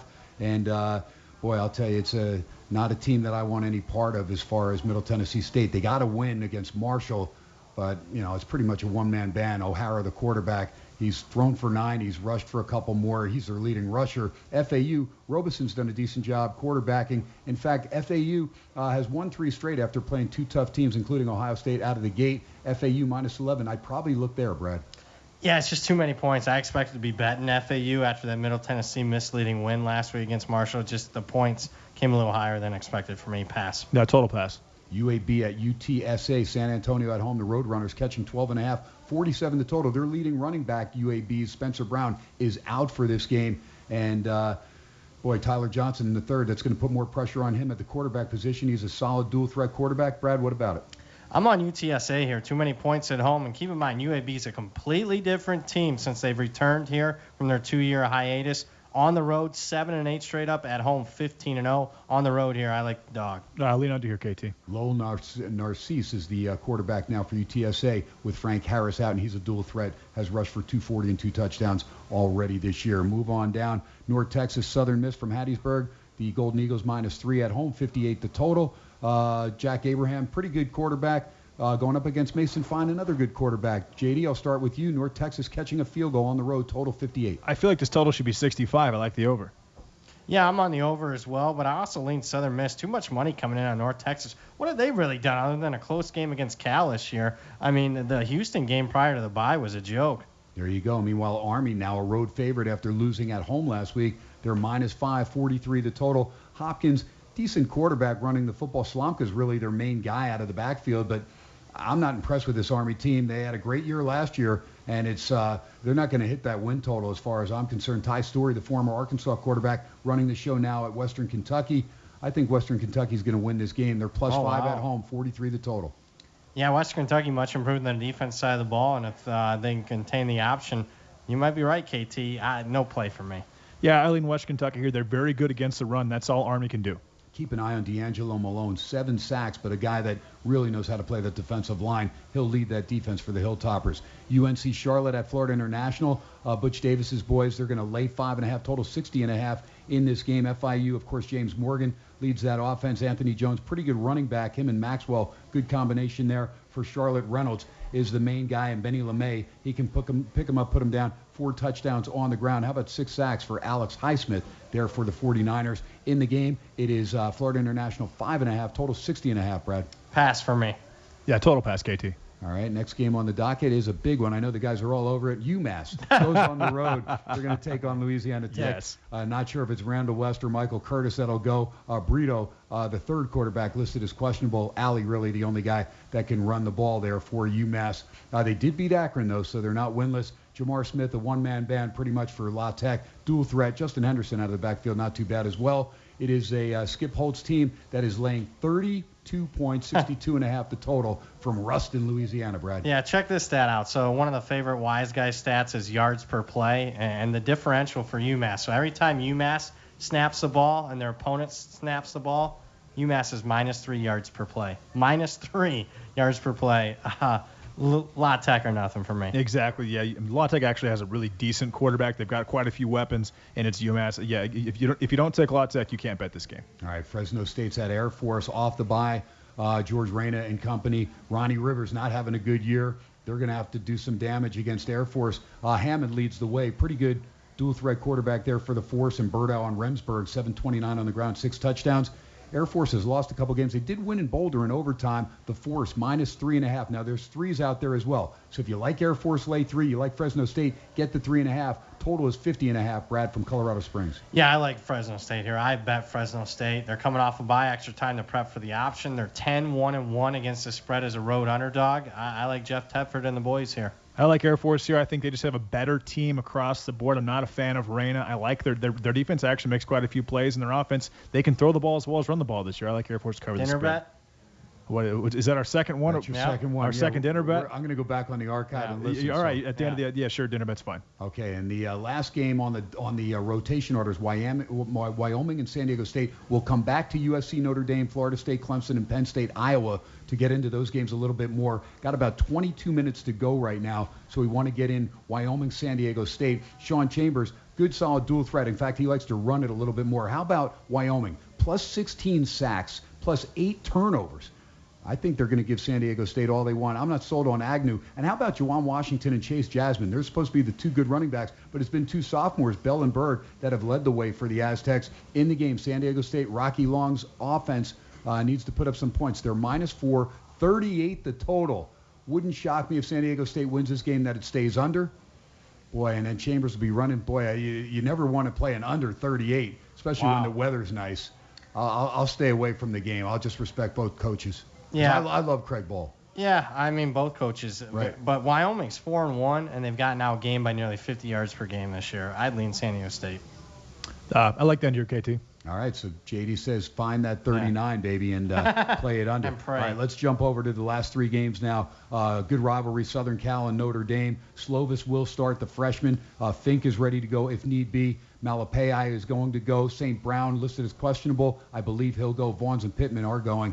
Houston Jr. leads that defense, and Hufwanga is going to start there for USC. That's big. He's 42 tackles out of the secondary. Notre Dame, Ian Buck, very solid. Nearly engineered the win in Georgia between the hedges, but a good solid team. Brad got to see them up close and personal in South Bend last year, destroy his alma mater, Bowling Green. Look, if Claypool's 100%, he's the real deal. I'm not sold he is with the ankle. Komet coming back was key, though. He's one of the better tight ends in the country. All right, Brad, we're disagreeing on this one. I know you're on Notre Dame. Tony Jones Jr., you probably expect him to have a big game. In the game, you're laying double digits, 10.5, 58.5, and I feel a dinner bet. Yeah, dinner bet. I'm on the Irish here. Clay Helton as a dog, 3-12 against the number, and it's going to be cold in the 40s. Your LA boys.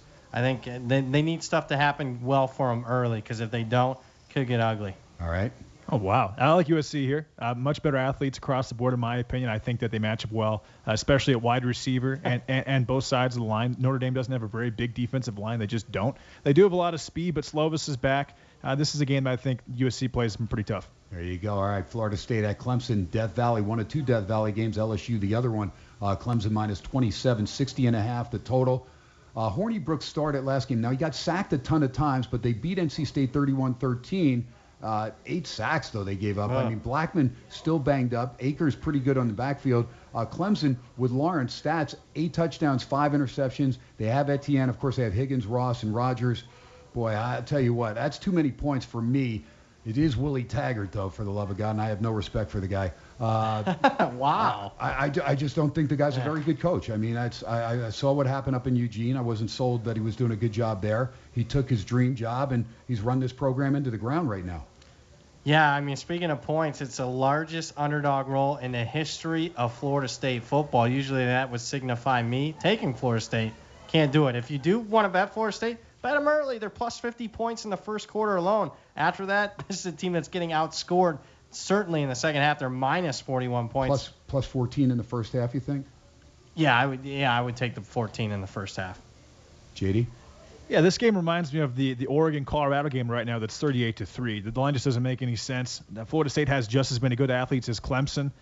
They shouldn't be this big of a dog. Clemson just barely beat North Carolina by I think 1 point. Florida State hasn't played terrible, but again, it just makes so little of sense that I can't even make a play either way. It's a 59-10 at home last year. That was the final. Wow. All right, last game on the docket that we're going to talk about, Penn State at Iowa, night game at Kinnick Stadium. 2 years ago, Penn State got a last-second reception by Juwan Johnson and beat Iowa as time expired. Meanwhile, Iowa comes off getting beat in a tough defensive struggle at the Big House, giving up 8 sacks, 3 interceptions for Nathan Stanley. Look, this guy's a senior. He doesn't make those kinds of mistakes. I don't think he'll make them at home. Welch, pretty good linebacker, has got to lead some pressure there for Iowa on Penn State because Sean Clifford's had some good time to pass the ball. And when he gets it out to K.J. Hamler, look out. That guy's the real deal. Freiermuth, pretty good tight end as well. And Yetur Gross-Matos, man, remember this kid. He'll be in the NFL. Outstanding defensive end. He and Tony, between them, have 10.5 sacks. That's where this game could be trouble for Iowa. They'll have to know where those guys are at all times. But it is a night game in Iowa. I'll probably look to the home team in Ferentz. What about it, Brad? Yeah, real quick, you can get Florida State plus 16.5 in the first half. I like that bet. I like Iowa also here, getting the points at home. And speaking of Iowa home dog this century, 70% against the spread in the home underdog roll. I think it's a good spot for the Hawkeyes. You know, if that's the case, and you got 19 against 14, why is Penn State even favored in this game? Why are they not a 1-point dog, or why is it not a pick 'em? I watched that game last week, and Iowa does have two good tackles, and Tristan Wirfs and Alaric Jackson. But Penn State's got seniors in their secondary. They've got 5-star Micah Parson. They've got not just Yetur Gross-Matos. They've got Shaka Toney. They've got Jason Oweh. They've got 4 D linemen that have experience. They have more speed offensive than Iowa does. I'm an Iowa guy. I mean, I love the Hawks, but I don't understand why this line is 3.5. I think Penn State wins this game by 10+. Yeah, there you go. All right. 3 dinner bets. 3 dinner bets. Got it on that? All right. Let's jump right over to the NFL now. Got about 16 minutes for the NFL. People are like, why don't you save more time? You know why? Because nobody else goes through every game in college, and we've got so many people around the country, not only around the country, on the SoundCloud numbers, some pretty good numbers from England, Netherlands, and we've even got listeners in Kazakhstan, for the love of God. That makes me very happy. People getting down all around International. the world. Yeah, you got to love it. All right, Carolina and Tampa Bay. McCaffrey is probable here. Tampa Bay, now remember, out west, that's right, out here in Vegas, 6:30 a.m. this game will start from London. Carolina at Tampa Bay. Tampa Bay's catching 2.5, 47.5. All that said, I'll be on the dog here. I like Tampa. It's a designated home game for Tampa. I think that they're going to take care of business. I want to see the Jameis Winston that went up and down the field against the Rams. Give me that guy against Carolina. Get in the face of the young quarterback here for Carolina. He's 3-0, Kyle Allen. I think he gets beat first time, Brad. I'm on Carolina. I would argue that McCaffrey might be the best player in the NFL at this point, or at least best. Who are you arguing with? No one's arguing with. Yeah, MVP. Yeah, and I mean, third straight road trip for Tampa. I'm on the Panthers. Yeah, I like Tampa here. Dante Jackson's probably out. They're not going. Who's covering Chris Godwin? Who's covering Mike Evans? Who's covering O.J. Howard? Tampa Bay is also really good against the run, and that's all really the Panthers can do. I like Tampa here. Yeah, well, remember Olsen's pretty good tight end as well. Cincinnati and Baltimore, the winless Bengals 0-5. Can they cover 11? 48 the total at Baltimore. Baltimore very fortunate against a beat-up Pittsburgh team that actually lost their second-string quarterback in Rudolph. They get the overtime win. Pittsburgh making a miscue there to give Baltimore the game on a platter there. Baltimore minus 11, 48 the total. JD, I'll start with you. I lean over here, KT. Yeah, I'll take a flyer on the winless Bengals. Too many points. I'm not impressed with Baltimore. What's their big win this season? There you go, and a big loss. And Marquise Brown is looking like he's hurt a little bit. And a rout against Cleveland. I mean, they got routed at home. Speaking of Cleveland, they come off the Monday night loss against Seattle, and Seattle's been very efficient as far as covering. Now, Seattle probably could have lost that opener against Cincinnati at home, but they're finding ways to get things done. I think a misleading final there, the San Francisco and Cleveland game on Monday night. Cleveland drove up and down the field the first quarter and a half, just major turnover at the goal line, was returned out to the 50. I think Baker Mayfield was humbled that game. He went over, sat there on the sidelines. Cleveland wins this game over Seattle, 46.5. My money will be on the Browns. Yeah, I don't disagree with you. I think there's been an overreaction in that Monday Night Football game, although your big statement, humble, Baker Mayfield, I can't believe that's used in the same sentence. Did you see him, though? Did you see him holding his shoulder pads all sad and sulking? We'll see. And the Seahawks don't have a Nick Bosa. Also, one of the reasons why the Niners just destroyed Mayfield is because Mayfield's only 6'1", and the Niners D-line is 6'8" across the board, 6'8", 6'9". You don't have that with the Seahawks, and I think that Myles Garrett will be able to contain Russell Wilson from the outside. I like the Browns here. All right, Richard Sherman, very controversial player, and said that Mayfield didn't shake his hand. We saw the replay that he did shake his hand. In fact, Richard Sherman really kind of nonchalant, really never looked at Mayfield, kind of gave him the old and went right to the brother over there for Cleveland and kind of dissed Mayfield. Had that video not come out, I'm thinking Sherman's making this accusation that's totally not true. Exactly. And it did come out. So Sherman came out and apologized. But he had to come out and apologize. He was caught red-handed telling a BS lie. You know what? He's a tough guy to like, and he's got a Stanford degree. He's not a stupid guy. That's right. He knew what he was doing, man. I mean, please. We got enough with the race problems. He's a sociopath, right? straight up. Don't do that crap, man. You knew damn well you shook his hand. You dissed him. And I'm glad you came out and apologized. But if the video wasn't there, I don't think you would have apologized. We wouldn't be hearing from you. That's right. Whatever. It is what it is.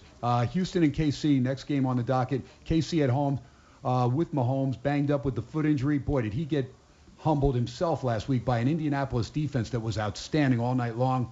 KC minus 4.5, 55 the total. This line has dropped major. Look, Watson and the guys, I think they play better on the road. I think they struggle at home. I like the way when they went into the Chargers game, they won that game outright. All right. Yeah, you're right. I was trying to remember. They were behind, I think. Right, I had them, and they did come out and get the W there. I kind of just had to make sure. But I'm going to look at KC here. It's going to be tough, but I think they stay away from J.J. Watt and Merciless, and they cover the 4.5, total 55. Yeah, it seems cheap, which concerns me because, I mean, it tells me that Mahomes might be more banged up than what we expected. Because, I mean, basically this line saying Kansas City's only slightly better than Houston doesn't sound right to me. Yeah, I saw that game. And Mahomes, he didn't look great after they went. I mean, after that injury, I think he was 14 of 29. I like Houston to win this game outright. Actually, I think that, and they've got Bradley Roby. He's one of the fastest corners in the NFL. He can actually match up with a Sammy Watkins or a Tyreek Hill if he decides to play. And Deshaun Watson is my number 2 MVP right now. All right. Meanwhile, New Orleans and Jacksonville. Jayville feeling that Minshew's going to do his job. I don't know if Ramsey plays, but Kamara's a little bit banged up. Oh, I think the word is he's not going to play. If he doesn't that's play, why the line's climbing. Yeah, it's up to 2.5, 43 the total. I was on Jacksonville anyway, even if Kamara played, because I knew he wasn't 100%. But I like Minshew. There's a confidence about him, and Nick Foles is the guy he stepped in for. There was the same feeling when Nick Foles walked in that Philadelphia huddle, that he was confident that he was going to do well when Wentz was out. I feel confident here that Jacksonville wins this game, 43 the total. Yeah, tough line. It looks like a pros versus Joes types of game. Joes are going to be on the Saints. Pros are like KT are going to be on Jacksonville. I'm going to stay away. It really depends. Is Ramsey going to play? He says the back injury, but Khan thinks he's going to play, the owner. Michael Thomas catches, 75% of the Saints' balls. If Kamara's out there, I mean, they're not going to be able – if Ramsey plays, they're not going to be able to score. So if he plays, I'll take the Jags. There you go. Put a lot of pressure on Teddy Bridgewater there. Philly and Minnesota. It should be a great game. I know a lot of people are on Philadelphia. Boy, something about Minnesota though, that home field advantage still. Now, I think it's the top in the top 2 in football when they get that skull chant going. 44 the total. Philly did come back and beat Green Bay. That was an impressive comeback there on that Thursday night game. That was a fun game to watch. But I think Minnesota, Cousins has answered the bell as far as with Thielen and Diggs saying, hey, my bad not getting you the ball early enough. Thielen, what a monster game. I know it was the Giants defense. If I take anybody, I'm going to take the home team, Brad. Yeah, I am too. Non-division home favorite for Zimmer, 18-2 against the spread. Non-division home favorite, 18-2. Give me the Vikings. Yeah, let's talk about Dalvin Cook as well. He's having a pretty decent year himself. And are the Eagles, they have a winning record or not? Yes. Yeah, they do. Okay, so that'll be one of Cousins' only wins against a team with a winning record. I think Minnesota wins this game. I like a -3. Remember, no Deshaun Jackson, no Darren Sproles. Sproles still veteran, and that's but a solid. third down. That's a solid defensive unit for the Vikings. No doubt about it. Washington and Miami. This is a game we're all going to pay attention to. Washington -3.5, 42.5. It's woeful, but if you can make some money, if you can find an angle.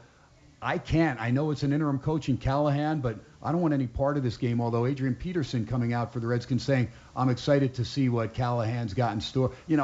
What else can you say? You're 0-5. You're trying to get at least 10 people in your family to watch. Yeah, I certainly can't lay the 3.5 on the road with the Redskins. If anything, the Dolphins off a bye.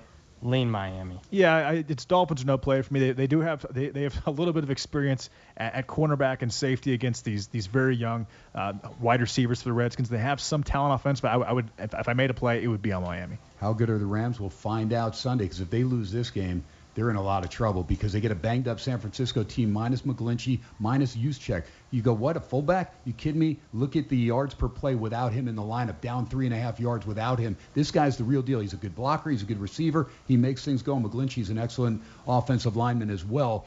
Brad knows all about him from his days at Notre Dame. San Francisco off the short week as well. Rams off the long week. Why? Because they played Thursday night football. -3, -110 most places. There are threes -120. 50.5 the total. Brad, what about it? Yeah, I love the Rams here. I love the spot. I know Gurley might not play, but the market doesn't care Malcolm at this Brown's point. running the ball well, though. Yeah, I mean, Gurley's not healthy. So, I mean, what's the big deal? And I just think it's a good spot, back-to-back losses to back the Rams here. I love L.A.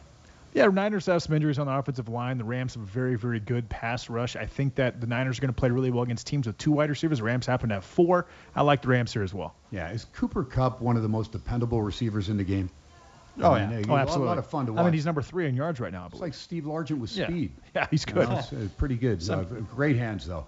Atlanta and Arizona. What a woeful year to be on Atlanta. It's even more woeful. I got a buddy that's got the over win total for Atlanta. I mean, good Lord, man. Just watching that team, it's tough. Toilet paper at this point. That's the thing. I mean, Matt Ryan, he's not fleet of foot enough, or it doesn't read defenses quickly enough to get out of harm's way, and he gets sacked a lot. It's just ugly. And they spent their 2 first-round picks on linemen this year.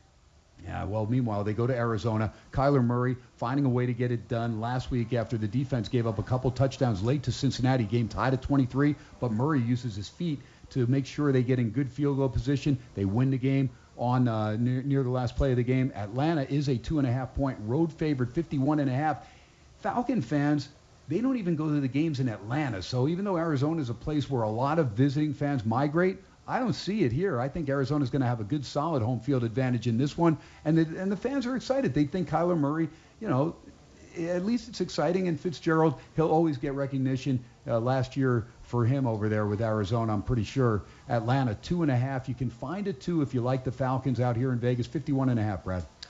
I don't know how you can lay 2.5 on the road with Atlanta's current situation. I mean, give me the Cardinals. Yeah, Atlanta has a lot of defensive team speed, and I think they're a decent matchup for Murray. With team speed? Watching people run. I'm talking Deion Jones, All right. DeAndre Campbell, linebacker 600 speed. yards last week. That being said, I just like the over here or nothing. All right, over is 51.5 is the low. 52's out there as well.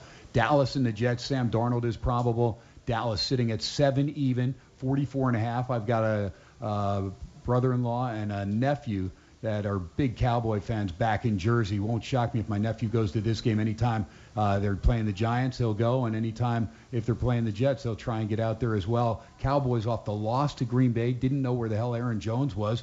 Threw for a ton of yardage, Prescott did in the second half, but it was too late for that. Yeah, they're down 31-3. What else can you do? Yeah, that's all you can do, right? The Jets, though, kind of woeful, but maybe Darnold's the answer. I don't know. I mean, they struggled with Falk in the lineup. They got to get protection. The offensive line has to protect Darnold, too. It's a big game for Dallas. Dallas loses this game, they're in a lot of trouble. Jason Garrett could be gone if they lose this game. Absolutely, he's gone if they lose this game. They're not going to lose this game, but I don't think there's much value. It's a pass for me. And there's a ton of money on the Cowboys right now. I mean, a ton. I like Cowboys first half -4. Brad, would you tease Dallas down to 1? I would. Okay. I would too. There you go. That'd be a half of a teaser. We'll see if we find another half. How about Tennessee at Denver? You can tease Denver up to 8 in the Mile High City, 40.5 the total. Denver looked pretty solid against the Chargers last week. Look, they've had some tough losses. Remember, they got jobbed on the roughing the passer call, Chubb for sacking Trubisky in a game that ended up being a 58-yard field goal by Pinheiro. They lost that one. They've lost some tough games at home. I think Denver's going to get it right. I like Fangio, man. Denver, -2, 40.5, Brad. Slightly on Denver for me. It's a team that nearly, you look at their couple losses, lost on the last second against the Bears and the Jags. Otherwise, we'd have a completely different perspective on Denver. Lean on the Broncos. But look at Tennessee last week. They missed 4 field goals. They had Thanks for reminding me. I had Tennessee too. They had 2 touchdowns taken away. They have a lot. They probably have the second best secondary in the NFL. I mean, across the board. Denver's got some wide receivers, but Tennessee can combat that. They've got a good pass rush. Mariota's got multiple wide receivers. Derrick Henry can run the ball. I like Tennessee here. I think Philip Lindsay's going to have a big game on the ground for Denver. Pittsburgh and the Chargers Sunday night game, man, it looked so good at the beginning of the year. Boy, oh boy, the Chargers, how bad are they? I don't know. Rushing Gordon into the lineup, giving them the ball. I mean, taken away from Eckler, wrong thing to do, Anthony Lynn. That's part of the reason they lost that game last week. Now they're going to lay 6.5. There were 7s out there. There are some 7s out there for Pittsburgh, 41.5. Brad? I'm going to take the Steelers here. And if you're backing the Steelers this century since 2000 in the underdog role, you're 63% against the spread. What the hell? I'll take a chance on Devlin Hodges, the all-time passing leader in the history of the FCS. He broke Steve McNair's record. Samford all day. It's Steelers or nothing for me. The Chargers have looked terrible. The total doesn't make any sense to me. Rivers is susceptible to pressure. The Steelers have a ton of speed team speed defensively. I lean the Steelers. There you go. Samford, you got to love it. And son. Detroit and Green Bay Monday night game. Devontae Adams looks like he'll miss another one for the Pack, but they didn't miss a beat last week in Dallas without Adams. -4 at home. Detroit off the bye. It's going to be an interesting game. I think Detroit's pretty good. But, man, there's something about Lambeau. Lambeau at night. Go, Pack, go. I'm on Green Bay, Brad. I'm on Green Bay, too, but I'm worried. This line doesn't make sense to me. 4? So you're telling me, you're talking Monday Night Football, Lambeau Field. That's as good as it gets. Devontae Adams, though, too. Yeah, they didn't have him last week in Dallas. How'd that work out? No, I'm just saying. I know what you're thinking. The line, you're saying on a neutral field to be 1 point, Green Bay? At least, no. I would say. I just don't understand the line. I'm on the Packers. I like the Lions here, +4 KT. Slay is one of the best cover corners in the NFL. They don't have a lot of weapons. They've got Graham, Scantling, and who else for the Packers? Allison. And Geronimo Allison. Detroit has a lot of talent in their secondary. They've got a lot of talent in their defensive line. They've got a lot of speed at linebacker. They've got 4 weapons offensively. I like the Lions here plus. I think the Lions can win this game, KT. And real quick, JD was on the Lions early in the season. And I think they're the most team. Well, I thought they were the most improved team in the NFL, so I stick with that. The problem is that JD hangs out with Chris Wynn too much. That's just the problem. He's a Detroit guy with his one little playoff win. All right, going to do it for us on a Friday night live at LaGasse Stadium. Want to thank Sean back at the studio. Want to, of course, thank Brad Powers at Brad Powers 7. Also go to pregame.com. You can get his plays there. JD Sharp at I Am Sharp. JD does an outstanding job as well. And Ken Thomson, follow me at SportsX Radio. The show will be up in a few hours on the archives. Till Monday, you know the rules, folks. No drinking and driving, no texting and driving. Most of all, God bless our troops. God bless you live from Vegas, SportsX Radio. The new 101.5 FM, 720 AM, KDWN. God bless, folks. Have a great weekend. We'll talk to you Monday. Good night, everybody.